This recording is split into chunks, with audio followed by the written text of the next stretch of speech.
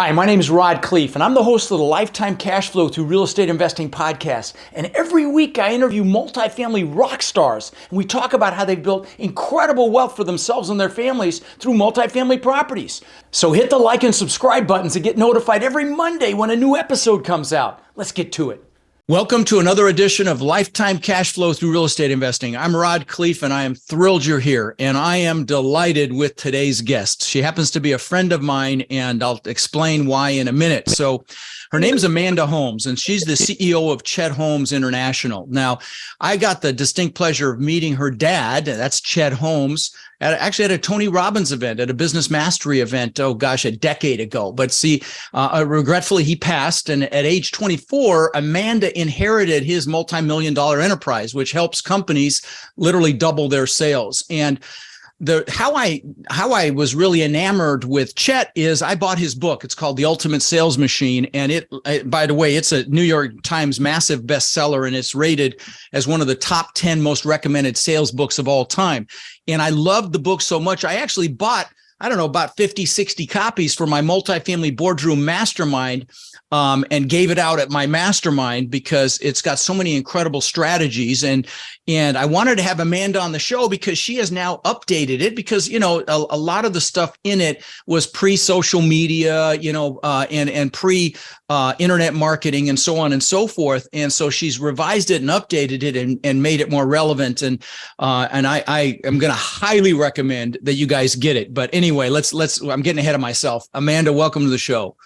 Thank you so much. I'm so happy to be here, Rod. Well, I'm happy that you're here. And, where did we meet? It was an industry event of some sort in Orlando. What was it? Oh, it was Podfest. Yeah. So it was a podcasting event. That's right.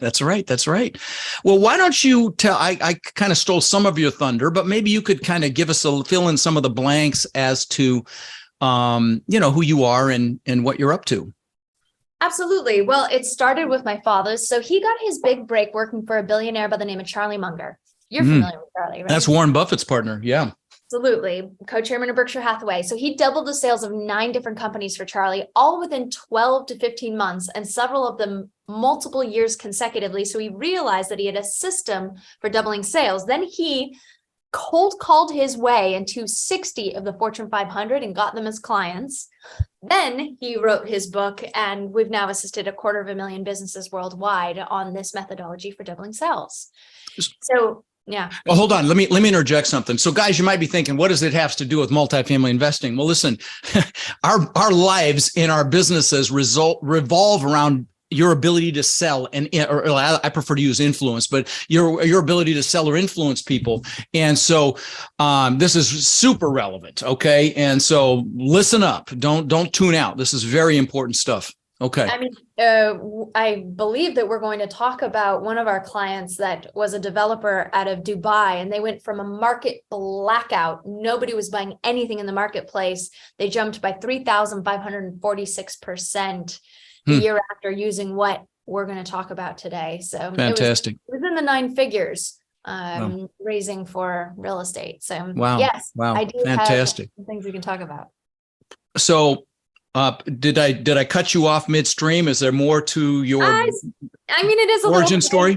Yeah, it's a little crazy of the concept that, so right before my father passed, he had gotten cancer. And in the year and a half that he spent battling, he spent 300 nights in the hospital, never once a night alone between me, my mom, and my brother. And in all those nights, he never once sat me down and said, okay, Amanda, here's what my companies are.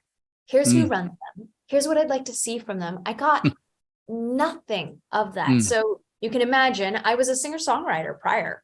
Wow. So, singer-songwriter, just released my 4th record. I had just gotten through music school.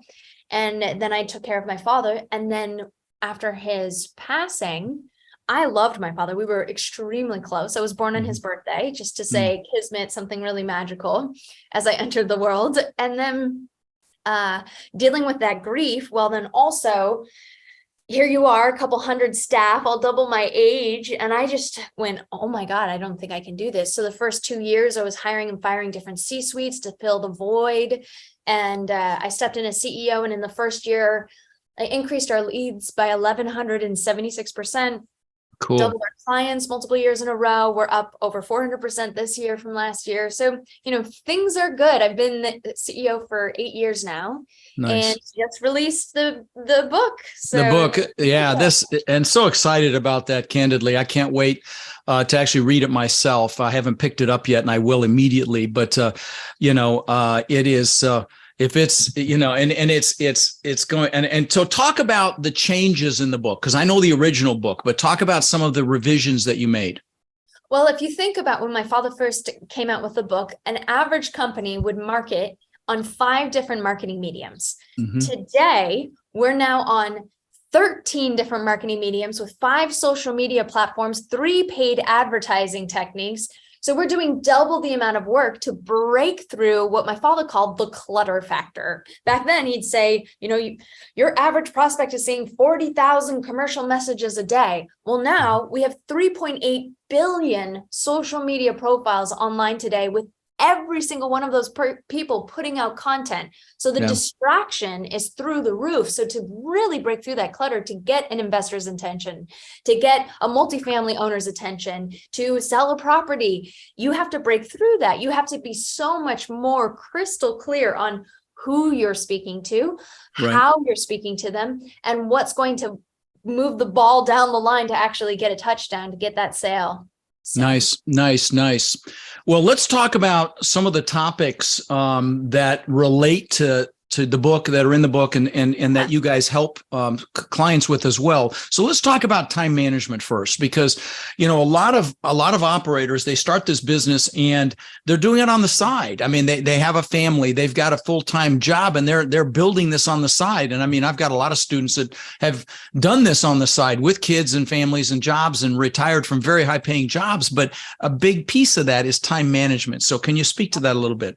Absolutely. So my father actually learned this running 9 companies for Charlie Munger. And he realized, okay, Charlie has the same 24 hours in a day. And yet when he has to meet with Charlie, it's a very different experience versus he's just constantly dealing with got a minute meetings. Somebody comes in, hey, got a minute? And then a got a minute meeting breaks out, right? So he was at the office just perpetually answering everyone else's questions, and then actually working at nights and on the weekends. So it was just getting so out of control. He had to find a way to solve that pain. And after studying what Charlie was doing, he created 5 steps to improve your productivity by 500%. So it's the time management secrets of billionaires. So, and I can give them to you. Would you like? Oh, yeah. No, don't worry. I'm not letting that slide by. Let's hear them. So the first step is to touch it once, because we waste an equivalent of a week's vacation a year rereading information. How many times do you open up an email and go, oh, yes, okay, I'll reply to it later. And then you open it up again and you read it again. And then you, right? If you'd like to get back a week's vacation a year, start doing this now. So touch it once. If you read an email and go, oh, okay, it needs more thought, you can reply back and say, I need more time. Let's discuss this on our weekly meeting. Or this is too long. Let's discuss it in a conversation, or put it into a folder of this is what I'm going to do later with all the other ones that I need to handle later. So you're taking action. So you only have to touch it once. Okay. So step number 1, touch it once. The second tip is to list off your top 6 things that you want to accomplish in the day, because a lot of people will put together a to-do list. It'll be 24 things and they'll just go to check off as many as possible. So they feel that dopamine hit, but it doesn't actually get done what needs to get done. Do you want to say something about this? I feel like. No, I'm smiling because I remember doing this after reading the book, and I would get little what are they called? The cards that you get, the index cards. And I would write my 6 things. And I did this religiously for a long time. I'm ashamed to say I don't do it anymore, but I couldn't remember where I got this, and I got it from the Ultimate Sales Machine book, and I see it. That's awesome. Yeah, that's really funny that you brought that up, because I'd forgotten about that. Anyway, so that's number 2, top 6 things, because and I'll tell you, it's incredibly effective when you hone in, because there's that Pareto principle, and there's always that 20% that'll get you 80% further, and that this allows you to get those really important things done. Anyway, please continue. So step number 3 is you want to allocate how much time it's going to take for each task. Then step number 4, you actually put it into your schedule. And this has been a breakthrough for me. I do it religiously as well. So if you say from 8 until 8:30, you're not going to read your emails first, because that will prioritize everyone else's priorities over your priorities, because you have your top 6. From 8 until 8:30, I'm going to instead do the most important thing, which is, sending out a contract, or reaching out to that investor, or, going into talking to a multifamily or a buyer, whatever it may be. So you're, with each hour, you're allocating what you're going to do on that hour, half hour, 15 minutes, you want to schedule your proactive time, and then you want to leave time for reactive time. So if someone comes up and there's a fire, you go, sorry, I'm in the middle of something, but I do have an opening from 11:30 to 12:15. That's when I do my reactive meetings. So you can talk to me then, right? So every day you're being proactive about your reactive things, because things will come up. So in that reactive time, you're checking your email as well. You could be checking social media and following up and commenting, right? So you're scheduling those reactive times. So that number 5, when it comes to your whole day, then you're prioritizing correctly, because I do it all the time. I'll say, okay, here's my 6. I'll put them into the slots, and then I'll look at my day and realize the top 2 things that I needed to do the most, I don't even have time to do in my day anymore. So I need to re-slot in what's important. Then at the end of the day, you feel so accomplished, because what you set out to do, you're very clear on, and you knew that you had the amount of time you had. And it just leaves, within 15 minutes of planning, you can have the most productive day you've had in years. That's why we say it increases your productivity by 500%. And like you, I love that you took it and you ran with it and you were diligent about it. We call it pig-headed discipline and determination. Oh, yeah. You have plenty of. Yep. So what's the 5th one then? Yeah. So then the 5th is prioritize. Oh, that's the priority. Got it. So got it. Okay. Okay. Now, guys, I know this works because I did it myself. Again, it's been a decade ago when I first read the book, and, life gets in the way, and I felt, you fall into these great habits and you fall out of them. But that I know that one works because I did it, and I think I'm going to revisit it. So let's talk about the Dream 100. And that's a term I know he used in the book for, categorizing your clients. But, in our case, guys, let's equate it to investors, for example. So, but why don't you go ahead and talk about what it is, and then we'll go from there. Yep.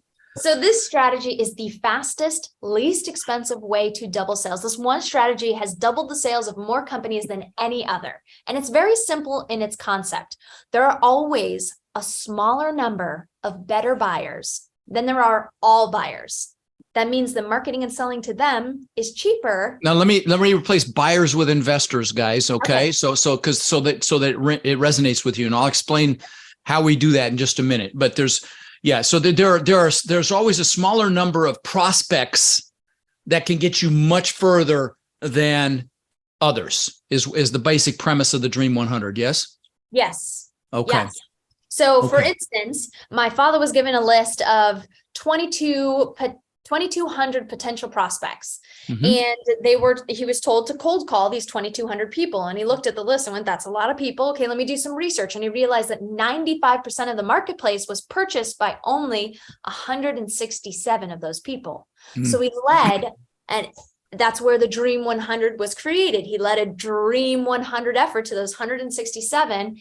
Now, when you know that they're bigger and better, that they'll buy more from you, that they'll invest more with you, you have to do more work. You have to do diligent follow-up. But if you know that it's only a small amount, then your advertising budget.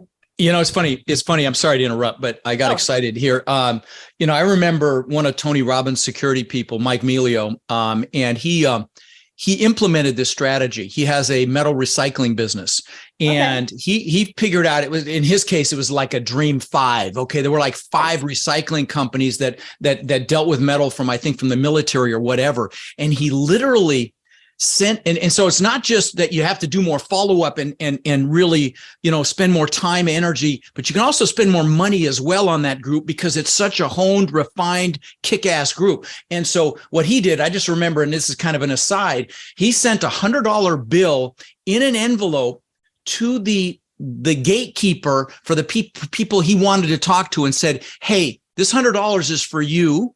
I've got a, you know, and I think he sent a drive or something really cool to get in front of those people. And it was incredibly effective. Now, he was at Tony's event, so he heard Chet speak several times, and I know this is where he got it. But, oh my God. Yeah.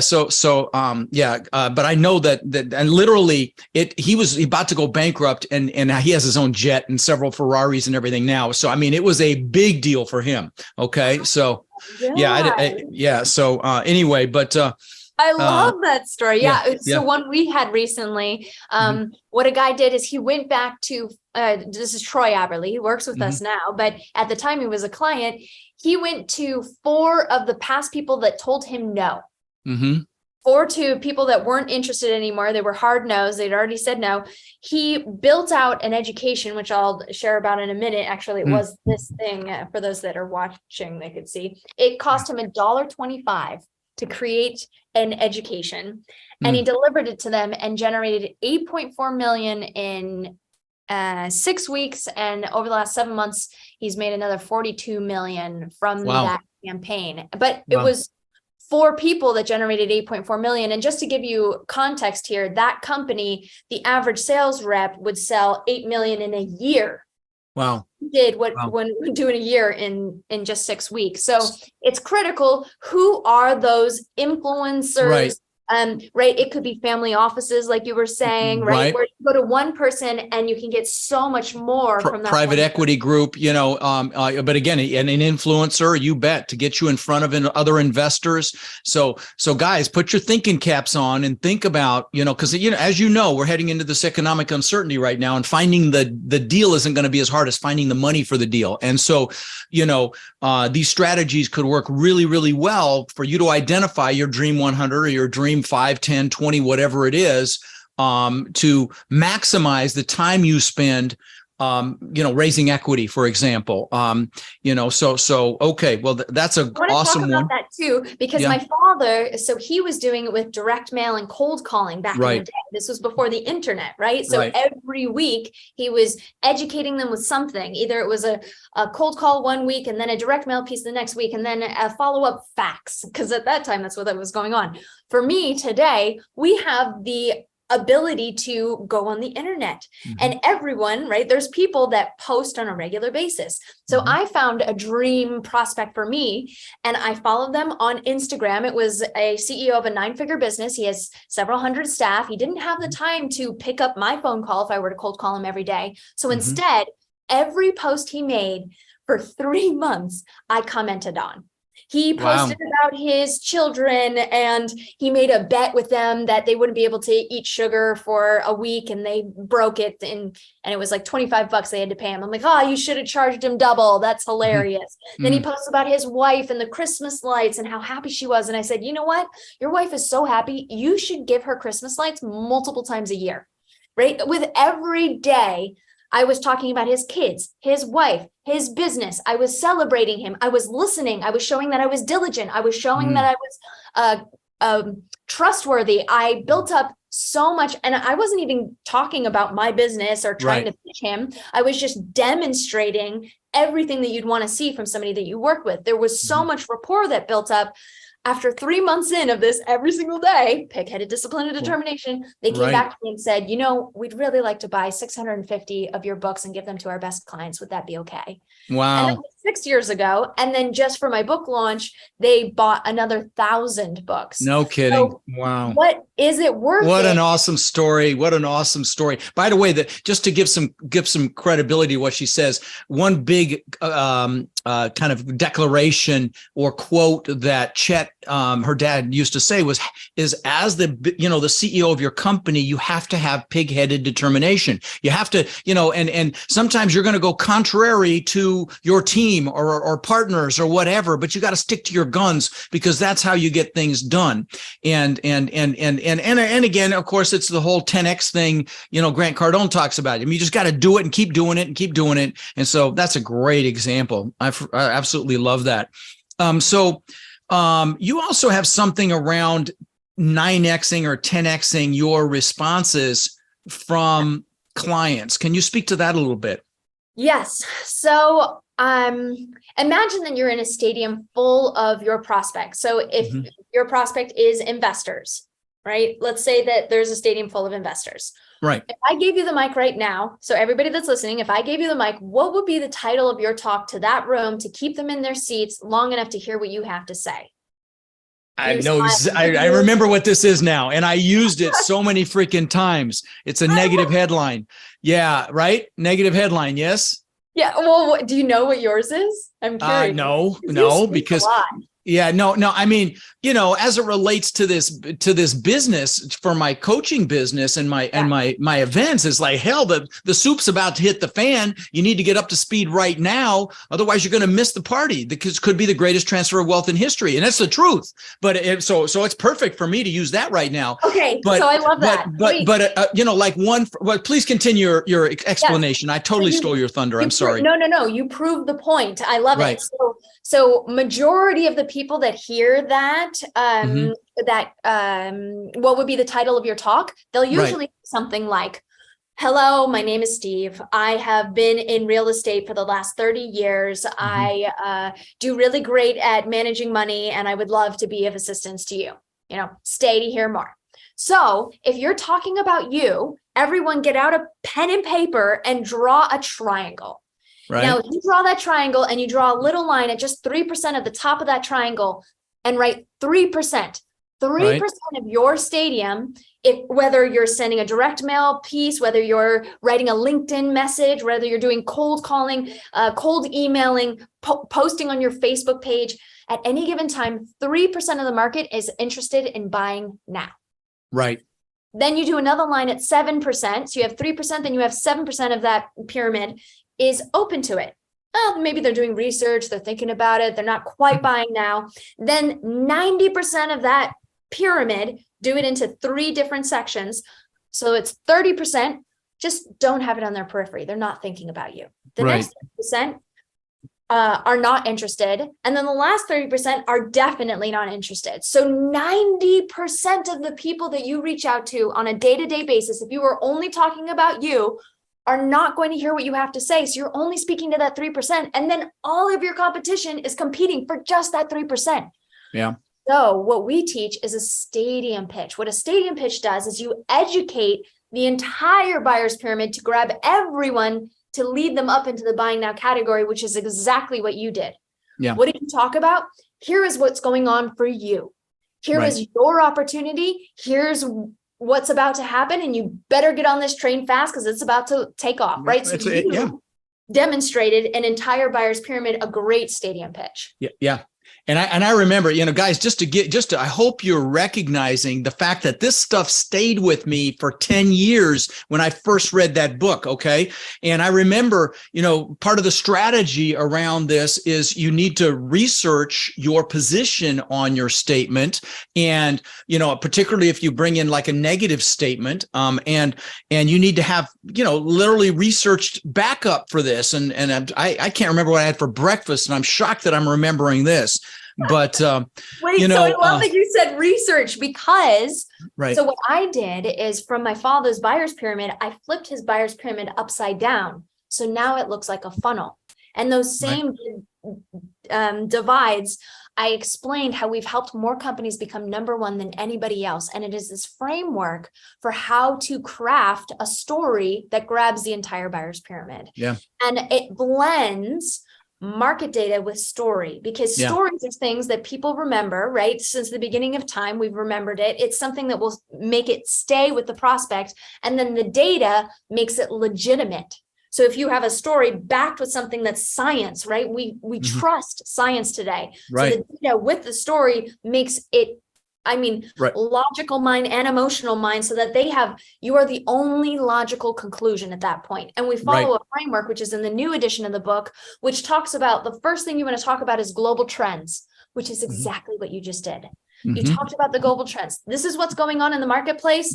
You're about to miss it. You better jump on this wagon so we get the transfer of wealth, right? Truth, right. Then we go into the target pain, because we want to know what keeps your prospect up at night. So if it is an investor, and maybe they're not even investing in real estate, maybe they're investing in their stock portfolio. Right. It is your job as if you truly want to embody being number one in your marketplace, you should understand everything that's a problem for them, which could be their real estate portfolio. You should be able to speak to that. You should also be able to speak to what are some of the things that or their stock portfolio.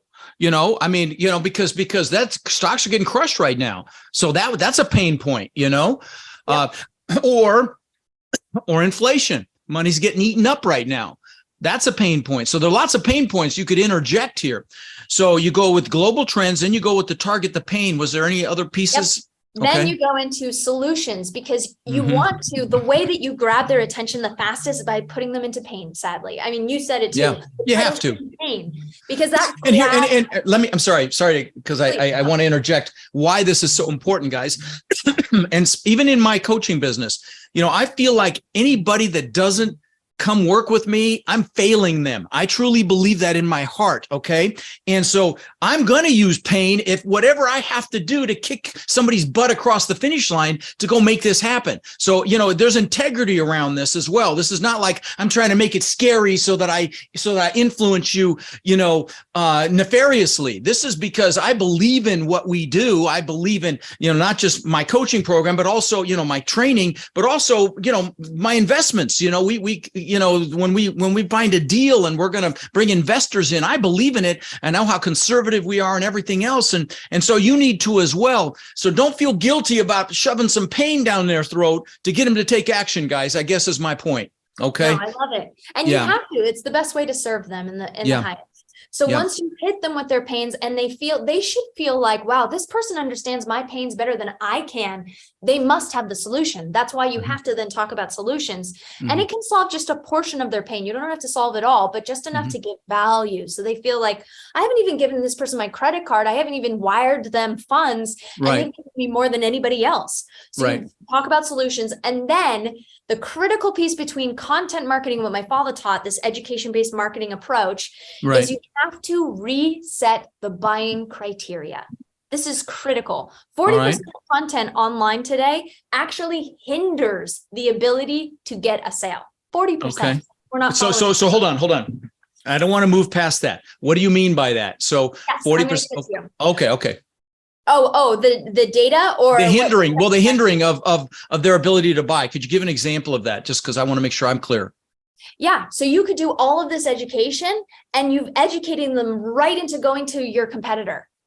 Got it. Okay. Got it. So what people think is, oh, I have to do a Facebook post. Oh, I have to send out an email. So I'm just going to write something up and I'm going to send it out.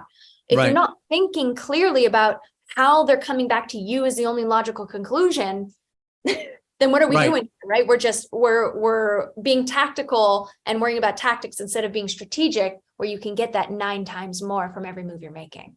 So I don't know if you've got an example of that, of being more strategic so that they work with you. Like, let's say you're marketing to investors and you're letting them know about the benefits of passive investing. How would you get them to go with you instead of another operator?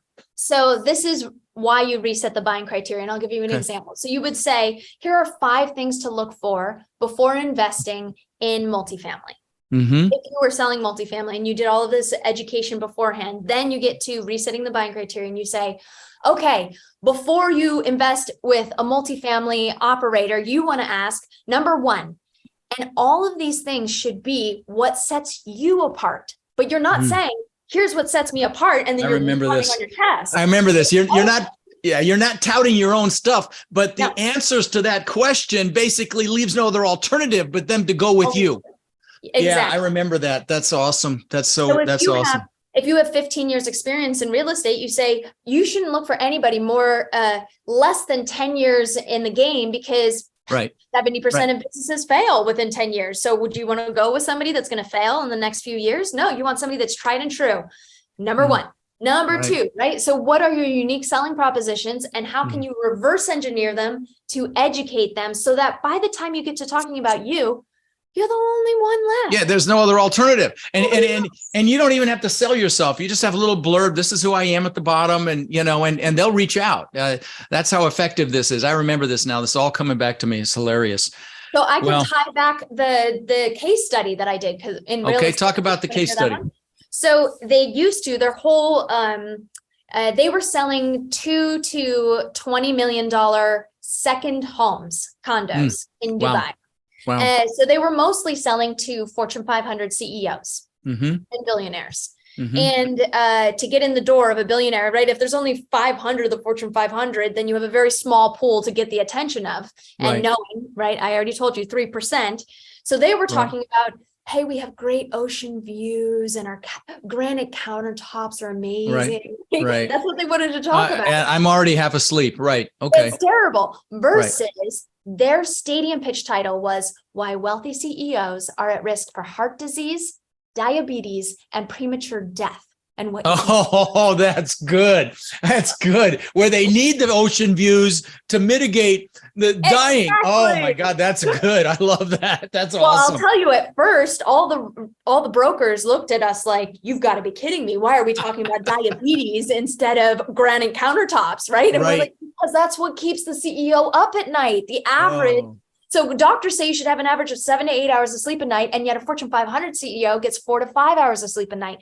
And that lack of sleep increases your stress, and stress has been linked to the likelihood of you getting cancer by 50%, the likelihood of you getting stroke by 75%, your likelihood of premature death by 25%. And you had all this research right there, bullet point, research articles referenced and everything else. Yeah, that's that. So guys, be thinking about how you can implement these strategies, and what happened. Tell me what happened on the case study. The numbers again, because they were staggering, if I recall. Yeah. So in the first 8 months, they generated 298 million. Wow. And then by the 12-month mark, they had generated 602 million. No kidding. Jeez. And they led the Dream 100 effort. They went to the biggest and the best that would refer them a whole bunch more business and led with that education. So wow. Crazy. And you helped them craft all this, yes? Yes. Wow. Very impressive. Well, listen, guys, if you don't get this book, I can't hit you over the side of the head hard enough. But if you're going to get into this business, you absolutely need it. Just get it. Okay. Is there a website that you have that has the link and whatnot on it? What is it? ultimatesalesmachine.com. That's the name of the song. That's the name of the book, ultimatesalesmachine.com. Yes. Love it. Well, it's such a treat to see you, Amanda, and just so impressive what you've done with your dad's company, and now it's your company, and it's just so impressive because again, I've got a lot of history with this and been so impressed with it. And like I said, I bought it from my mastermind and taught it there in front of the group as well. I went through the different chapters and told them why it was so freaking important. So anyway, it's such a treat to see you again, and real excited to see, how things progress for you. Thank you. And I have to say, it's so refreshing to be on with you. You're such a pro in every way, and the energy that you bring and the passion that you live and the fervor that you have, like coursing through every fiber of your being. I just feel it. And so this was very uplifting for me. And that's very sweet. Well, thank you so much. And if I don't talk to you, have a wonderful holiday. Okay. Thank you. All right. Take care. Bye-bye. Rod, I know a lot of our listeners are wanting to take their multifamily investing business to the next level. Now, I know you've been hard at work helping our Warrior students do just that using our ACT methodology, which is awareness, close, and transform. Can you explain to the listeners how they can get our help? You bet. Guys, we've been going nonstop for 3 years, building an amazing community of like-minded people. And our coaching students, which we call our Warriors, have had extraordinary results. They've purchased thousands and thousands of units. And last year, we did over 1,000 units with our students. And we're looking to grow this group and take it to the next level. We're looking for people who want to follow a proven framework that's really step by step, and then leverage our systems and network to raise equity, to find and close deals, and to build partnerships nationwide.